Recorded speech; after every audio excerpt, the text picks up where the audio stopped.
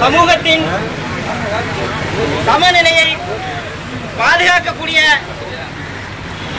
உயரிய எடுத்து இருக்கக்கூடிய ஒரு நீதித்துறைக்கு இன்று வீதிக்கு வந்து போராட வேண்டிய ஒரு கட்டாயத்திற்கு தள்ளப்பட்டிருக்கிறது. இது ஒட்டுமொத்த நீதித்துறையும் வெற்றி தலைகுனிய வேண்டிய ஒரு தருணம். இது இங்கே ஒரு உயர்நீதிமன்றத்தில் உலகிற்கே மூத்த மொழியான ஒரு தமிழ் மொழியை வழக்காடு மொழியாக அங்கீகரிப்பதில் தடுக்கும் ஒரு நீதித்துறையின் சட்டத்தரணிகளின் குரல் வலையை நசுக்கக்கூடிய இந்த செயலை தூத்துக்குடி ஸ்டெர்லைட் எதிர்ப்பு தூத்துக்குடி மாவட்ட மக்கள் கூட்டமைப்பின் சார்பாக வன்மையாக கண்டிக்கின்றோம். தற்போது கூட நேற்றைய தினம் 25 ஆண்டுகளாக என் மண்ணுக்கு எதிராக இருந்த ஸ்டெர்லைட் ஆலைக்கு எதிராக மாபெரும் அறவழி புரட்சியை முன்னெடுத்து அந்த புரட்சியை நேற்று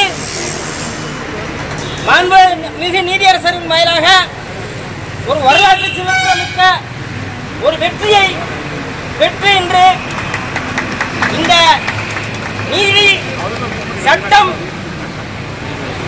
இந்த சமூகத்தின் அனைத்து தரப்பட்ட மக்களையும் பாதுகாக்கக்கூடிய ஒரு இரும்பு கரம் என்பதை நிரூபித்திருக்கிறோம். இந்த நிலைமையில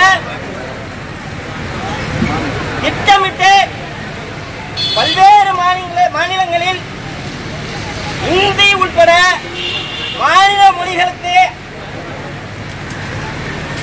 வழக்காடுவதற்கு உரிமை இருக்கும் பட்சத்தில் திட்டமிட்டு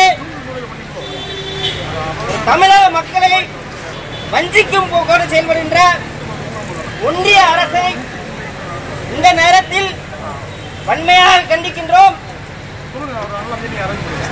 மாநில அரசும் நிச்சயமாக ஒரு விடியலை தரக்கூடிய அரசாக இருந்தால் தயவு செய்து எங்கள் தோழமைகளோடு தோள் கொடுத்து நிற்க வேண்டிய ஒரு சூழலுக்கு வர வேண்டும்.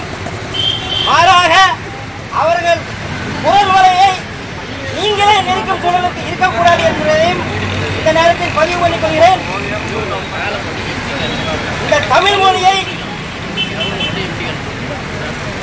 நம் உரிமையை வழக்காடு மொழியை உடனடியாக அறிவிக்க வேண்டும்.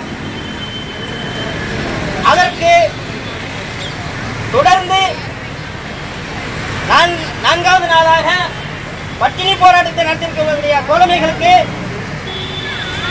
ஸ்டெர்லைட் எதிர்ப்பு தூத்துக்குடி மாவட்ட மக்கள் கூட்டமைப்பும் புரட்சிக்கு வித்திட்ட தூத்துக்குடி மக்களும் உங்களோடு தோழமையோடு இருப்போம் என்பதை இந்த நேரத்தில் தெரிவித்துக் கொண்டு புரட்சி வெல்லட்டும் என்று உங்களுக்கு வாழ்த்து கூறி விடைபெறுகிறேன்.